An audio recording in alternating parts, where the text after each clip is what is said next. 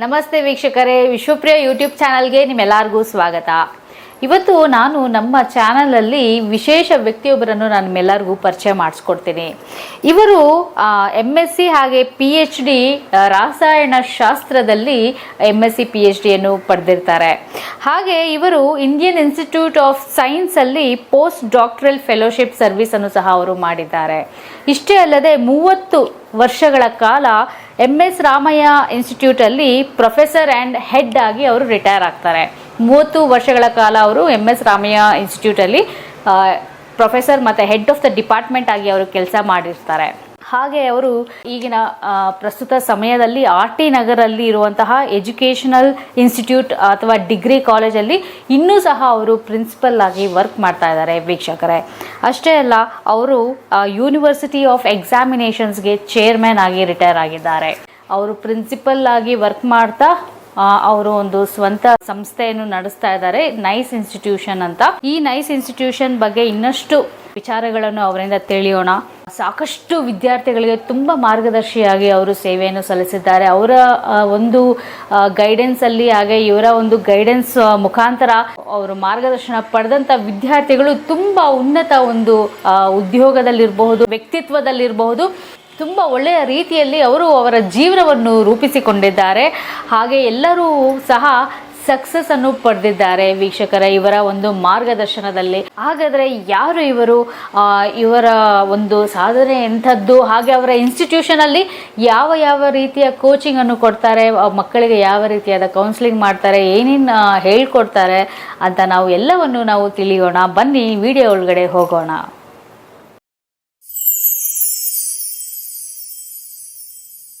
Professor Ramanna sir ಅನ್ನು ನಮ್ಮ ಕಾರ್ಯಕ್ರಮಕ್ಕೆ ಸ್ವಾಗತಿಸೋಣ.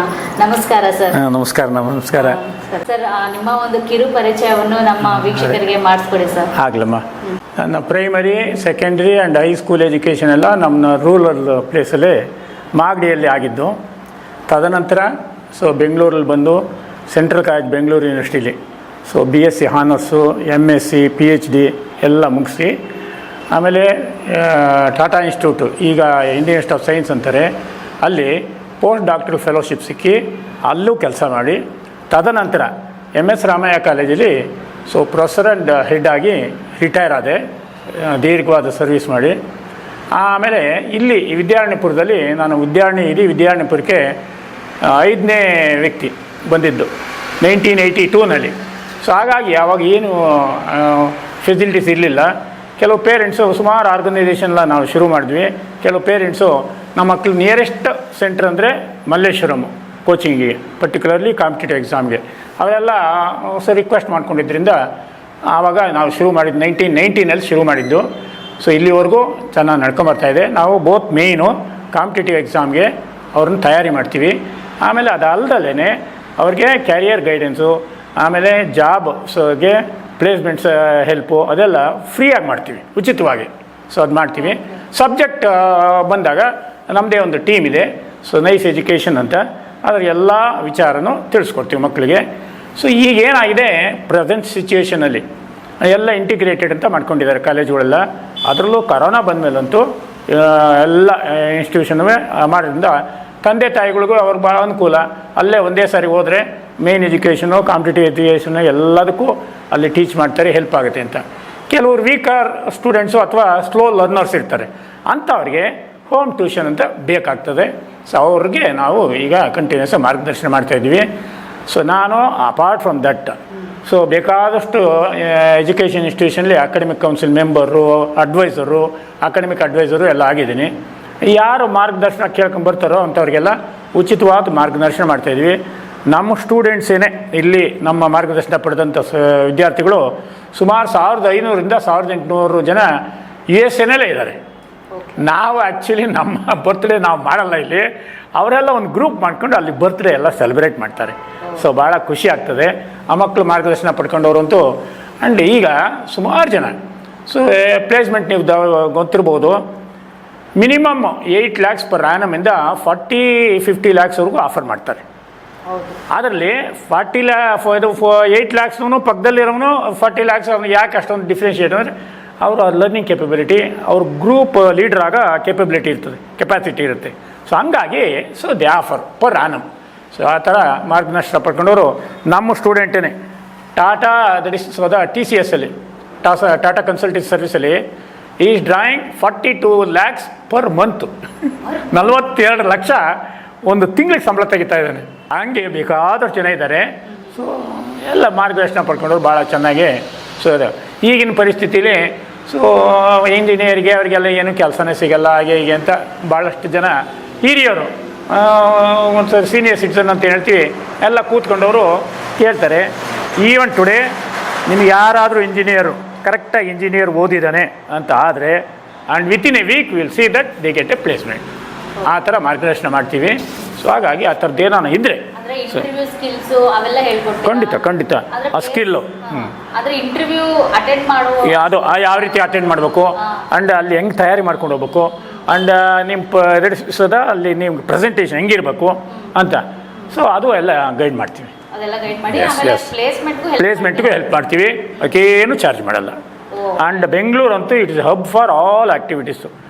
Entire ಗ್ಲೋಬಲ್ಲಿ Bengaluru is the hub for all activities. Higher learning ಆಗಲಿ ಪ್ಲೇಸ್ಮೆಂಟ್ಗಾಗಲಿ.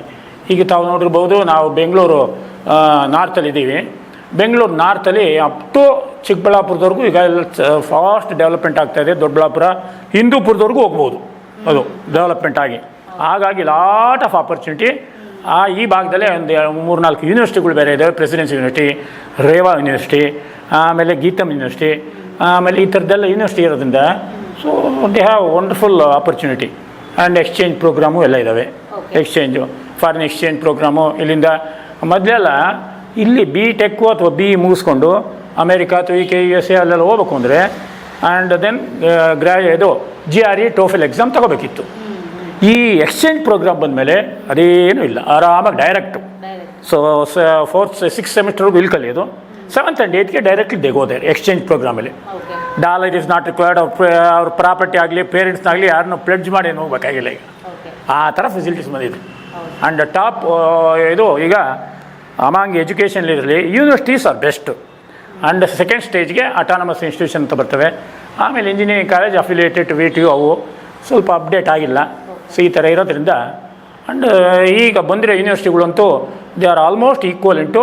So IITs, IIT, even IISc, they are equivalent, affordable. ನಿಮ್ಮ ಇನ್ಸ್ಟಿಟ್ಯೂಷನ್ನಲ್ಲಿ ಅಂದರೆ ಮಕ್ಕಳು ನಿಮ್ಮ ಗೈಡೆನ್ಸಿಂದ ಎಲ್ಲೆಲ್ಲಿ ಎಕ್ಸೆಲ್ ಆಗಿದ್ದಾರೆ? ಅಯ್ಯೋ ಅದಂತೂ ಅದೇ ಹೇಳಿದ್ನಲ್ಲ ಈಗ TCS ಅಲ್ಲಿ ಪಾರ್ಥೀಶನ್ ಅಂತ ಅದೊಂದು ಇನ್ಸಿಡೆಂಟ್ ಹೇಳ್ತೀನಿ ಅಂತ. ಅವನು ಲೈಕ್ ಎನಿ ಅದರ್ ಪೀಪಲ್ ಎಲ್ಲ ಗೈಡ್ ಮಾಡ್ತಾಯಿದ್ವಿ. ಅವನೇನು ಮಾಡ್ದ ಇದು ಆವಾಗ ಈ ನಮ್ಮ ಸಿಲೆಬಸ್ಸು ಆ್ಯಂಡ್ ಇದಕ್ಕೆ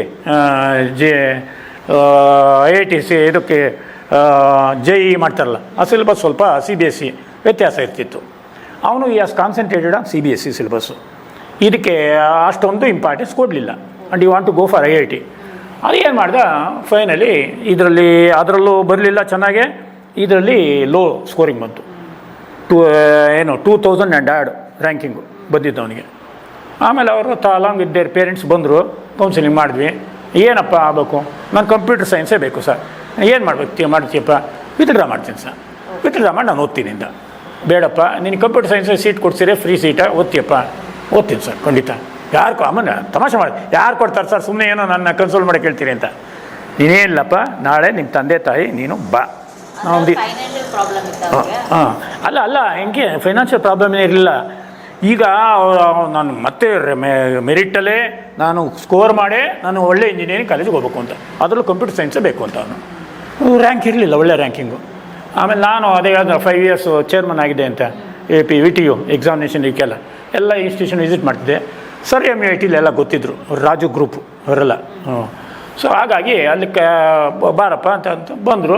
ಅವ್ರ ತಂದೆ ತಾಯಿ ಅವನು ಕರ್ಕೊಂಡು ಸೊ ಸೀದಾ ಸರ್ MIT ವಿಶೇಷ ಟೆಕ್ನಾಲಜಿ ಅಂತ ಇದೆಯಲ್ಲ ಅಲ್ಲಿ ಕರ್ಕೊಂಡೋಗಿ ಅವರು ಸೇಮ್ CET ಫೀಸ್ಗೆ ಸೊ ಕೊಟ್ಟರು ಸೀಟ್ ಅವನಿಗೆ.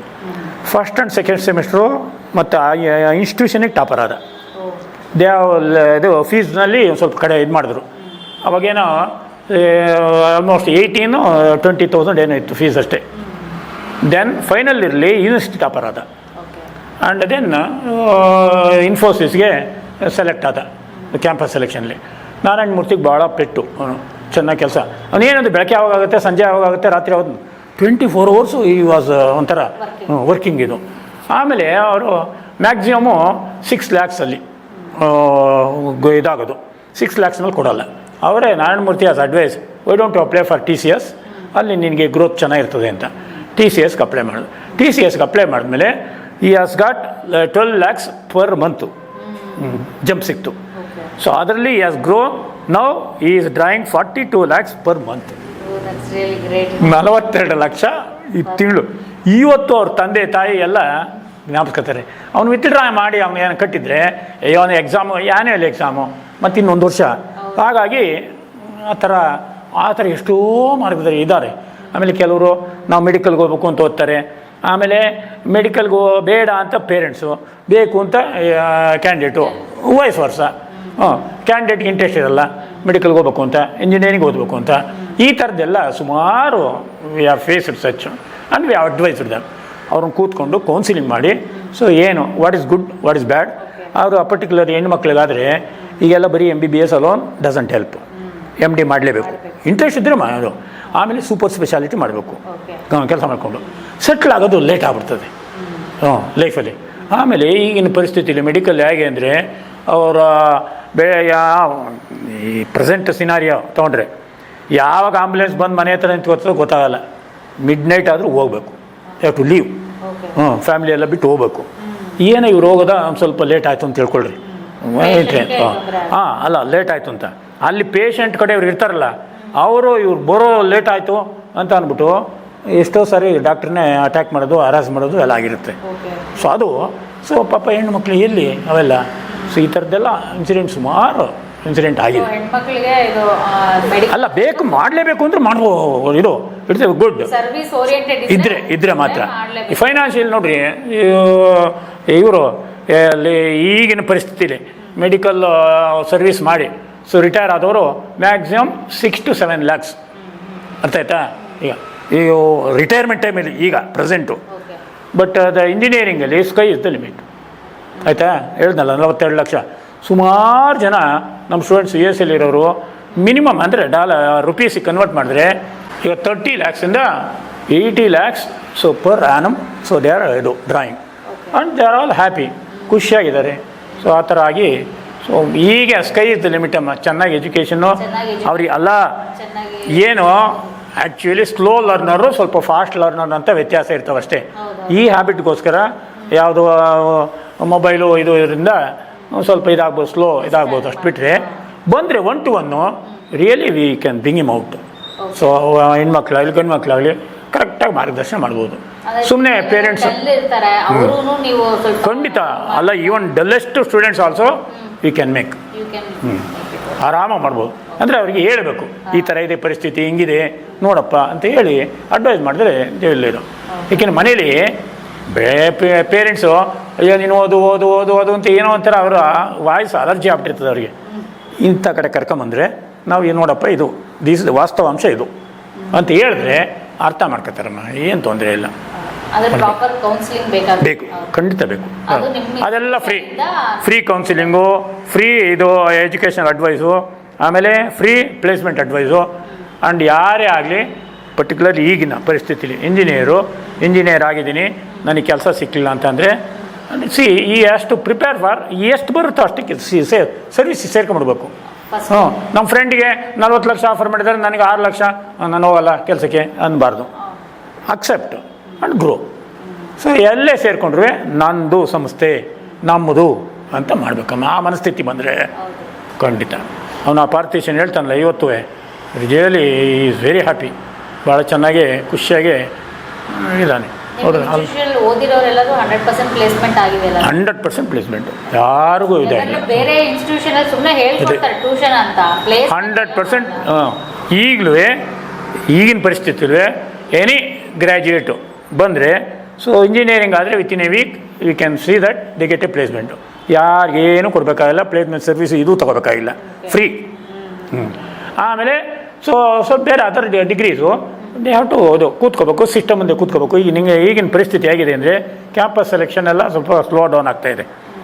ಸಿಸ್ಟಮ್ ಮುಂದೆ ಕೂತ್ಕೋಬೇಕು, ಇವ್ರದ್ದೆಲ್ಲ ಸರ್ಟಿಫಿಕೇಟ್ ಎಲ್ಲ ಸ್ಕ್ಯಾನ್ ಮಾಡಬೇಕು. ಸಿಸ್ಟಮ್ ಸ್ಕ್ಯಾನ್ ಮಾಡಿದ್ರೆ ಅಲ್ಲಿ ಯಾವುದೇ ಏನೇ ಆರ್ಗನೈಸೇಷನ್ನು ಅಲ್ಲಿ ಆರ್ಗನೈಸೇಷನ್ ಬರುತ್ತೆ, ಸ್ಕ್ಯಾನ್ ಮಾಡಬೇಕು. ಅಲ್ಲಿ ಇದಿದ್ದರೆ ವೇಕೆನ್ಸಿ ಇದ್ದರೆ ಇಮಿಡಿಯೇಟ್ಲಿ ಒಂದು ಇಂಟರ್ವ್ಯೂ ಲೆಟರ್ ಜನ್ರೇಟ್ ಆಗುತ್ತೆ. ಇಂಟರ್ವ್ಯೂ ಲೆಟ್ರು, ಆ ಲೆಟರ್ ತೊಗೊಳೋದು ಹೋಗೋದು ಅಷ್ಟೇ. And they have to present themselves. Guide ಮಾಡ್ತೀವಿ. ಅಲ್ಲಿ ಹೋದ್ಮೇಲೆ ಯಾವ ರೀತಿ ನೀವು ಪ್ರೆಸೆಂಟ್ ಇದಾಗಬೇಕು. ಅಲ್ಲಿ ಸೈಕಿಯಾಟ್ರಿಕ್ಕು ಇರ್ತಾರೆ, ರಾದರ್ ದ್ಯಾನ್ ಅಕಾಡೆಮಿಷಿಯನ್ಸು ಸೈಕಿಯಾಟ್ರಿಕ್ ಇರ್ತಾರೆ. ಇವನು ಎಂಟ್ರ್ ಆಗದೆ ಈಗ ಗೊತ್ತಲ್ಲ, ಇಲ್ಲಿ ಕಟ್ ಮಾಡ್ಕೊಂಡು ಇಲ್ಲಿ ಕಟ್ ಮಾಡಿಕೊಂಡು ಏನೋ ಒಂಥರ ಹೋಗ್ತಾರಲ್ಲ, ಅಲ್ಲ ಹಾಂ, ಅದು ಇಟ್ ವಿಲ್ ನಾಟ್ ಅಪೀಲ್. ಇದು ಆ ಥರದ್ದು ಖಂಡಿತ. ಡ್ರೆಸ್ ಕೋಡು, ಆಮೇಲೆ ಎಂಟ್ರಿಂಗು, ಆಮೇಲೆ ಯಾವ ರೀತಿ ಕೂತ್ಕೋತಾರೆ, ಯಾವ ರೀತಿ ಅವ್ರನ್ನ ಇದು ಮಾಡ್ತಾರೆ, ಫೇಸ್ ಮಾಡ್ತಾರೆ. ಭಾಳ ಕಾನ್ಫಿಡೆಂಟಾಗಿ ಹೇಳ್ಬೇಕಷ್ಟೇ. ಸಿಟ್ ಮಾಡ್ಕೊಳ್ಳೋದಾಗಲಿ ಅದೆಲ್ಲ ಮಾಡಿಕೊಂಡ್ರೆ. ಆಮೇಲೆ ಈಗಿನ ಮಕ್ಕಳಿಗೆ ಸಿಟ್ಟು ಮಾಡ್ಕೊಂಡು ಹೇಳಿದ್ರೆ ಅದು ಆಗಲ್ಲ.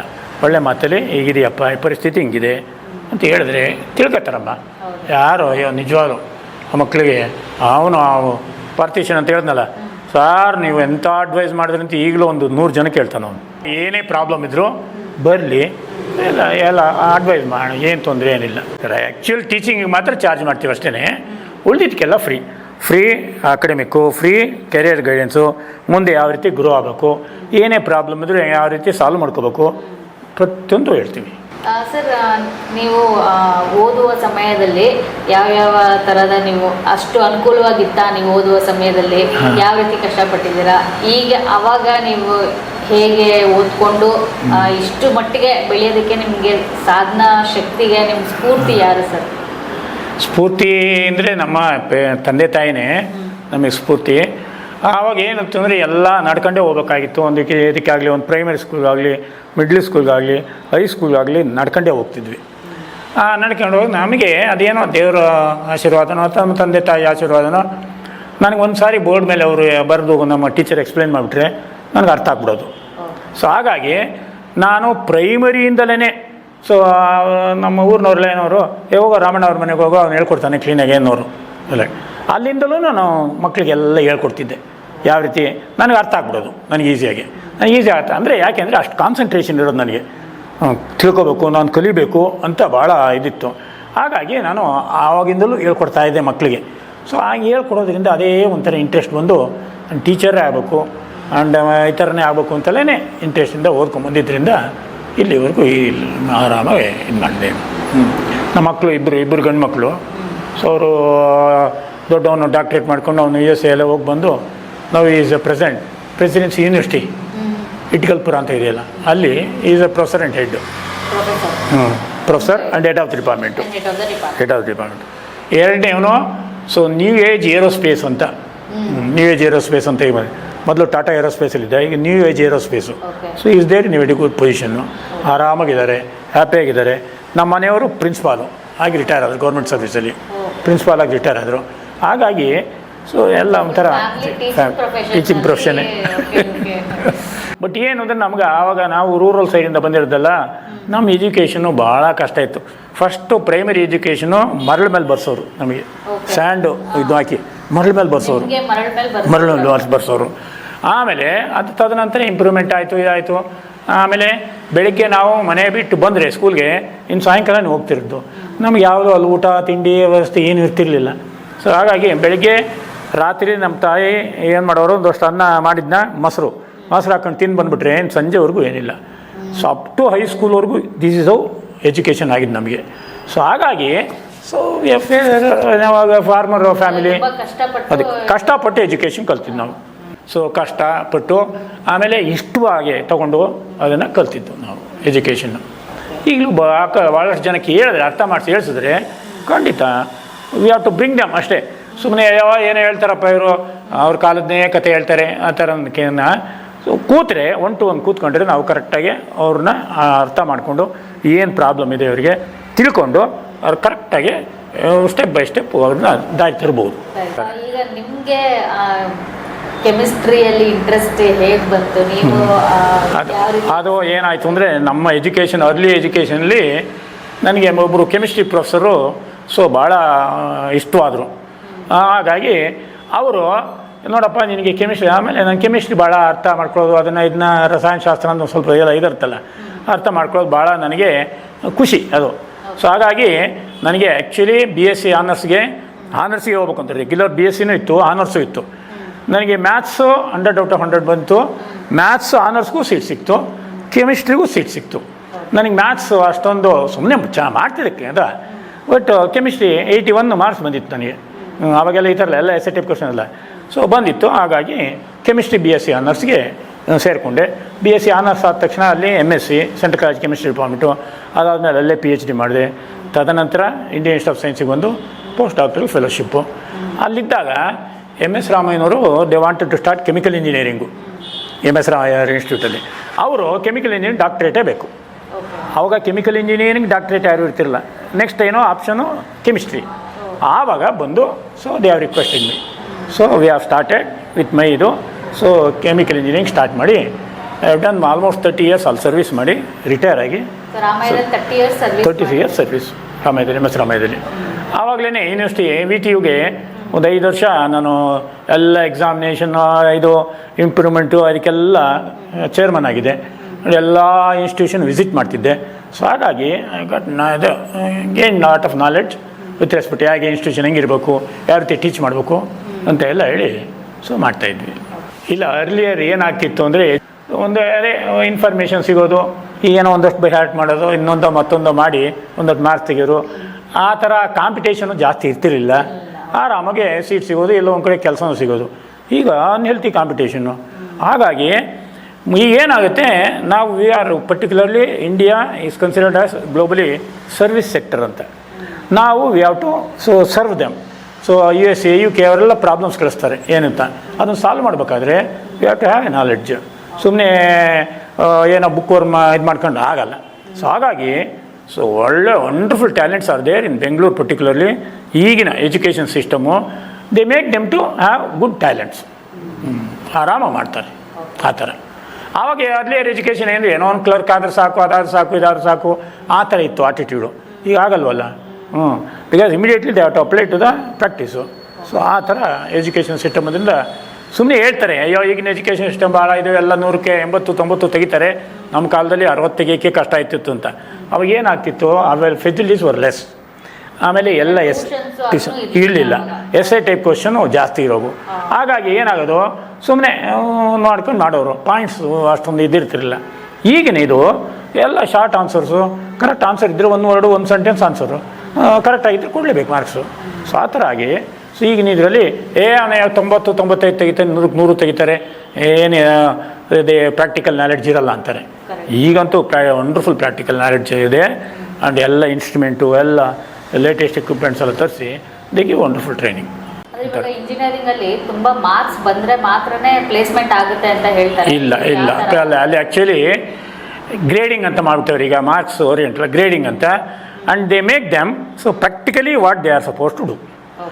ಆ್ಯಂಡ್ ಇಲ್ಲಿ ಏನಾಗಿದೆ, ಈಗ ಮೊದಲ ಥರ ಒಂದು ಕ್ವಶನ್ ಪೇಪರ್ ಪ್ಯಾಟ್ರನ್ನು ಎಲ್ಲ ಭಾಳ ಎಲ್ಲ ಚೇಂಜಸ್ ಆಗಿದೆ. ಆ್ಯಂಡ್ ಶಾರ್ಟ್ ಆನ್ಸರ್ಸು ಕ್ವಶನ್ಸು, ಆಮೇಲೆ ಕಂಟಿನ್ಯೂಸ್ ಲರ್ನಿಂಗ್ ಪ್ರೋಸೆಸ್ಸು ಹಂಗೆಲ್ಲ ಇರೋದ್ರಿಂದ ಬೈಹಾರ್ಟ್ ಮಾಡಿ ಇನ್ನೊಂದು ಮಾಡಿ ಮಾತನ್ನು ಮಾಡಬೇಕಾಗಿಲ್ಲ. And they have to learn the capability ಅವೆಲ್ಲ. ಸೊ ಹಾಗಾಗಿ ಸೊ ಆ ಮಾರ್ಗದರ್ಶನ ಮಾಡ್ತೀವಿ, ಯಾವ ರೀತಿ ಕಲ್ತ್ಕೋಬೇಕು, ಯಾವ ರೀತಿ ಜ್ಞಾಪಕ ಇಟ್ಕೋಬೇಕು, ಯಾವ ರೀತಿ they have to how they have to face the interview. ಆಮೇಲೆ ಪ್ಲೇಸ್ಮೆಂಟ್ ಆದಮೇಲೆ how they are suppose to be. ಏನಾಗುತ್ತೆ ಅಂದರೆ ಪ್ಲೇಸ್ಮೆಂಟ್ ಆದ ತಕ್ಷಣ we are working for XYZ ಅಂತ ಆ ಫೀಲಿಂಗ್ ಹೊರಟೋಗ್ಬೇಕು. We are working for our self, ನಮ್ಮದೇ ಸಂಸ್ಥೆ ಅಂತ ಆ ಫೀಲಿಂಗ್ ಬಂದುಬಿಟ್ರೆ ಸ್ಕೈ ಇಸ್ ದ ಲಿಮಿಟ್. ಆ ಥರದ್ದೆಲ್ಲ ಫೆಸಿಲಿಟೀಸ್ ಇದೆ. ಮೊಬೈಲ್ ಯಾವ ರೀತಿ ಏನು ಎಸೆನ್ಷಿಯಲು, ಎಷ್ಟು ಯೂಸ್ ಮಾಡಬೇಕು ಅದನ್ನೆಲ್ಲ ಗೈಡೆನ್ಸ್ ಕೊಡ್ತೀವಿ. ನೀವು ಹೇಳ್ದಂಗೆ ಮೊಬೈಲು ಅಕಾಡೆಮಿಕ್ಕಿಗಿನ್ನ ಬೇರೆ ಆ್ಯಕ್ಟಿವಿಟೀಸ್ ಯೂಸ್ ಮಾಡಿದ್ರೆ ಜಾಸ್ತಿ, ಅದಾಗಬಾರ್ದು. ಅದು ಬಂದರೆ ಇಲ್ಲಿ ನಾವು ಹೇಳ್ಕೊಡ್ತೀವಿ ಯಾವ ರೀತಿ ಏನು ಹೇಗೆ ಮೊಬೈಲಿಂದ ದೂರ ಬರಬೇಕು ಅಂತ ಎಲ್ಲ ಹೇಳ್ಕೊಡ್ತೀವಿ. ಇಲ್ಲಿ ಇಂಜಿನಿಯರಿಂಗ್ ಸ್ಟ್ರೀಮಿಗೆ ಬೇಕಾಗಿರೋದು physics, chemistry, maths, biology both main and competitive exam ಹೇಳ್ಕೊಡ್ತೀವಿ. Competitive exam CET, JEE, NEET ಎಲ್ಲದೂ ಕೋಚ್ ಮಾಡ್ತೀವಿ. ಇಲ್ಲ ಅದೇ ರೆಗ್ಯುಲರ್ ಟ್ಯೂಷನ್ಗೆ, ಬಿಕಾಸ್ ನಾವು ಒಬ್ಬರಾದರೆ ಒಂದು ಸ್ವಲ್ಪ ಇದು ಮಾಡ್ಬೋದು, ಬೇರೆ ಟೀಚರ್ಸ್ ಎಲ್ಲ ಕರ್ಕೊಂಬರ್ಬೇಕಾದ್ರಿಂದ ಎಕ್ಸ್ಪರ್ಟ್ಸ್ನ, and we have to pay them. ಅದಕ್ಕೋಸ್ಕರ ನಾಮಿನಲ್ ಫೀಸ್ ಅಂತ ಮಾಡ್ತೀವಿ. ಉಳಿದಿದ್ದೆಲ್ಲ ಫ್ರೀ. ಯಾವುದೋ ಕಾಂಪಿಟೇಟಿವ್ ಎಕ್ಸಾಮ್ಗೆ ಯಾವ ರೀತಿ ತಯಾರಿ ಮಾಡ್ಕೋಬೇಕು, ಟೀಚ್ ಮಾಡೋಕ್ಕೆ ತಗೋತಾರೆ, ಅಮೌಂಟ್ ಕೊಡಬೇಕು. ಯಾವ ರೀತಿ ತಯಾರಿ ಮಾಡಬೇಕು, ಹೌದು ಯಾವ ಟು ಇದು ಅದನ್ನೆಲ್ಲ ಫ್ರೀ ಗೈಡೆನ್ಸು. ಈಗ ಬೇರೆ ಕಡೆ ಟ್ಯೂಷನ್ಸ್ ಹೋಗ್ತಾ ಇರ್ತಾರೆ, ಹೌದು. ಕಾಂಪಿಟೇಟಿವ್ ಮಾತ್ರ ಬರ್ತೀನಿ ಅಂದ್ರೂ ಫ್ರೀನಾ ಅವಾಗ? ಇಲ್ಲ, ಬರೀ ಕಾಂಪಿಟೇಟಿವ್ಗೆ ಬರೀ ಗೈಡೆನ್ಸ್ಗಾದರೆ ಫ್ರೀ ಗೈಡೆನ್ಸು. ಹೇಳ್ಕೊಡ್ಬೇಕು ಅಂತ 1 to 1 ಕೂರಿಸಿ ಆ್ಯಕ್ಚುಲ್ ಪಾಠನೇ ಮಾಡಬೇಕು, ಅದನ್ನ ಹೆಂಗೆ ಆನ್ಸರ್ ಮಾಡಬೇಕು, ಅದಕ್ಕೆ ಏನು ಆನ್ಸರ್ ಹೆಂಗೆ ಕಂಡುಹಿಡಿಯೋದು, ಅದಕ್ಕೆಲ್ಲ ವಿ ಚಾರ್ಜ್ ನಾಮಿನಲ್ ಫೀಸು. ಉಳಿದಿದ್ದೆಲ್ಲ ಫ್ರೀ ಗೈಡೆನ್ಸು. ಸುಮಾರು ಒಂದು 35 ವರ್ಷದಿಂದ ಮಾಡ್ತಾ ಇದ್ದೀವಿ. ಆ್ಯಂಡ್ ಪೀಪಲ್ ಆರ್ ಯುಟಿಲೈಸಿಂಗ್ ಫೆಸಿಲಿಟೀಸ್ನೆಲ್ಲ ಉಪಯೋಗಿಸ್ಕೊತಾರೆ. And it is up to them to ಇದು. ಪೇರೆಂಟ್ಸ್ ಎಲ್ಲ ಅದೇ ಮೇನ್ ನೀವು ಹೇಳಿದಾಗೆ ಮೊಬೈಲಿಂದ ಹೆಂಗೆ ಅವ್ರನ್ನ ಆಚೆಗೆ ತರೋದು, ಅದು ಯಾವ ಮೆಥಡ್ಸು, ವೇಸು, ಮೀನ್ಸು ಅವೆಲ್ಲ ಇದ್ದಾವೆ. 1 to 1 ಕೂತ್ಕೊಂಡು ಒಳ್ಳೆ ಮಾತಲ್ಲಿ ಹೇಳಿ ಅದರಿಂದ ಕರ್ಕೊಂಬರ್ಬೇಕು ಹೊರತು ಗದರೋದಾಗಲಿ ಆಮೇಲೆ ಮೊಬೈಲ್ ಕಿತ್ಕೊಳ್ಳೋದಾಗಲಿ ಡಿಸ್ಟರ್ಬ್ ಆಗ್ಬಿಡ್ತಾರೆ. ಅದೆಲ್ಲ ನೀವು ಟ್ರೈನಿಂಗ್ ಮಾಡ್ತೀರಾ? ಕೊಡ್ತೀವಿ. ಮೊಬೈಲಿಂದ ಏನು ಅನಾನುಕೂಲ ಆಗ್ತಾಯಿದೆ ನಿಮಗೆ. ಆಮೇಲೆ ಈಗ ಎಕ್ಸಾಮ್ ಸಿಸ್ಟಮ್ ಹೇಗೆ ಅಂದರೆ, ಇವರು ಅಲ್ಲಿ ಮೊಬೈಲಲ್ಲಾಗಲಿ ಇನ್ನೊಂದಾಗಲಿ ಮತ್ತೊಂದಾಗಲಿ ಅಲ್ಲಿ ಇನ್ಫಾರ್ಮೇಷನ್ ಗ್ಯಾದರ್ ಮಾಡ್ಕೋಬೋದು ಅಷ್ಟೇ, ಬಟ್ ಅದನ್ನು ಡಿಸ್ಪ್ಲೇ ಮಾಡೋದಲ್ವಲ್ಲ ಅಲ್ಲಿ ಎಕ್ಸಾಮ್ ರೈಟಿಂಗು. ಹಾಗಾಗಿ ಅದನ್ನು ಇಲ್ಲಿ ದೇ ಹ್ಯಾವ್ ಟು ಸ್ಟೋರ್, ಅರ್ಥ ಮಾಡ್ಕೋಬೇಕು. ಆಮೇಲೆ sir what ever knowledge they have learned ಅದನ್ನು ಜಾಬ್ ಎಲ್ಲ ಸೇರಿಕೊಂಡಾಗ ಎಕ್ಸಿಕ್ಯೂಟ್ ಮಾಡಬೇಕು. ಎಕ್ಸಿಕ್ಯೂಟ್ ಮಾಡಬೇಕು, ನಾಲೆಡ್ಜ್ ಬೇಕೇ ಬೇಕು. ಅಲ್ಲಿ ಮೊಬೈಲ್ ಹಿಡ್ಕೊಂಡು ಮಾಡೋಕ್ಕಾಗಲ್ಲ. ಏನಾಗುತ್ತೆ ಅಂದರೆ ಮೊಬೈಲ್ನಲ್ಲೆಲ್ಲ ಕುಕ್ಕಿಂಗ್ದೆಲ್ಲ ಇರ್ತಲ್ಲ, ನೋಡ್ಕೊಂಡು ಅಡುಗೆ ಮಾಡ್ದಂಗೆ ಆಗ್ತದೆ. ಈಗ ಕಾನ್ಸಂಟ್ರೇಷನ್ದ ಕೇಳಬೇಕು. ಈಗ ಒಂದು ಸಾರಿ ಕೇಳಿಬಿಟ್ರೆ ಕಾನ್ಸಂಟ್ರೇಷನ್ದ ಆಮೇಲೆ ದಟ್ ಈಸ್ ಸೊ ಬರಿಬೇಕು.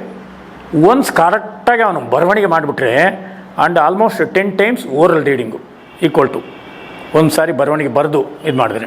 ಸೊ ಆ ರೀತಿ ಆ್ಯಂಡ್ ಇಫ್ ಅವನು ಹೇಳ್ಕೊಟ್ರೆ ಯಾರಿಗಾದ್ರೂ ಅವ್ನಿಗೆ ಗೊತ್ತಿರೋದು ಮಾಹಿತಿನ ಹೇಳ್ಕೊಟ್ರೆ ಜೀವನ ಪರ್ಯಂತ ಅದು it remains in is memory. So ಗೊತ್ತಿರೋದನ್ನ ಹೇಳ್ಕೊಡ್ಬೇಕು, ಗೊತ್ತಿಲ್ಲದೆ ಇರೋದನ್ನ ಕೇಳಿ ತಿಳ್ಕೊಂಡು ಹೇಳ್ಕೊಡೋ ಆಟಿಟ್ಯೂಡ್ ಇರುತ್ತಲ್ಲ ಅದು ಬಂದ್ಬಿಟ್ರೆ ನಿಜವಾಗ್ಲೂ ಆರಾಮಾಗೆ ಮಾಡ್ಬೋದು.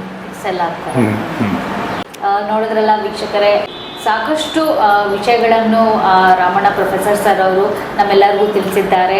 ಇಂಜಿನಿಯರಿಂಗ್ ಓದೋರು ಅವ್ರಿಗೆ ಒಂದು ಪ್ಲೇಸ್ಮೆಂಟ್ ಗೈಡೆನ್ಸ್ ಇರ್ಬೋದು, ಕೆರಿಯರ್ ಗೈಡೆನ್ಸ್ ಇರ್ಬೋದು, ಹಾಗೆ CET ಒಂದು ಗೈಡೆನ್ಸ್ ಇರ್ಬೋದು, ಅವೆಲ್ಲವೂ ಸಹ ಇವರ ನೈಸ್ ಇನ್ಸ್ಟಿಟ್ಯೂಷನಲ್ಲಿ, ವಿದ್ಯಾರಣ್ಯಪುರದಲ್ಲಿರುವಂತಹ ನೈಸ್ ಇನ್ಸ್ಟಿಟ್ಯೂಷನಲ್ಲಿ ಅವರು ಫ್ರೀಯಾಗಿ ಗೈಡೆನ್ಸನ್ನು ಕೊಡ್ತಾರೆ. ಅವರು ಬರೀ ಟ್ಯೂಷನ್ಗೆ ಅಷ್ಟೇ ಚಾರ್ಜ್ ಮಾಡೋದು ಬಿಟ್ಟರೆ ಬೇರೆ ಎಲ್ಲ ಗೈಡೆನ್ಸು, ಕೌನ್ಸಿಲಿಂಗು ಎಲ್ಲವೂ ಫ್ರೀಯಾಗಿ ಮಾಡ್ತಾರೆ.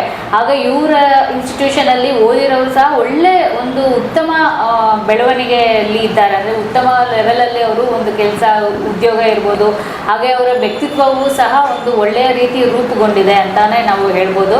ಅಷ್ಟು ಚೆನ್ನಾಗಿ ಗೈಡೆನ್ಸ್ ಕೊಟ್ಟು ಅವ್ರಿಗೆ ಒಂದು ಒಳ್ಳೆಯ ಮಾರ್ಗದರ್ಶನವನ್ನು ಇವರು ಮಾಡಿಕೊಡ್ತಾರೆ. ಯಾರಾದರೂ ಗೈಡೆನ್ಸ್ ಬೇಕಿದೆ ಇಲ್ವಾ, ಡಲ್ ಸ್ಟೂಡೆಂಟ್ಸ್ಗೂ ಸಹ ಇವರು ಮೇಲೆತ್ತಿದ್ದಾರೆ. ಯಾರಾದರೂ ಅವಶ್ಯಕತೆ ಇರೋರು ಇಲ್ಲಿ ಇವ್ರನ್ನ ಸಂಪರ್ಕಿಸಿ. ಇವರ ಕಾಂಟ್ಯಾಕ್ಟ್ ಡೀಟೇಲ್ಸ್ ಡಿಸ್ಕ್ರಿಪ್ಷನ್ ಹಾಗೆ ಲಾಸ್ಟ್ ಎಂಡ್ ಸ್ಕ್ರೀನಲ್ಲಿ ಹಾಕಿರ್ತೀವಿ. ನೀವು ಇವ್ರನ್ನ ಸಂಪರ್ಕಿಸಿ ನಿಮಗೆ ಬೇಕಾಗಿರುವಂತಹ ಒಂದು ಸರ್ವಿಸನ್ನು ಇವ್ರ ಹತ್ರ ನೀವು ತಗೊಳ್ಬೋದು ಅಂತ ಹೇಳ್ತಾ ಇದ್ದೀವಿ ವೀಕ್ಷಕರೇ.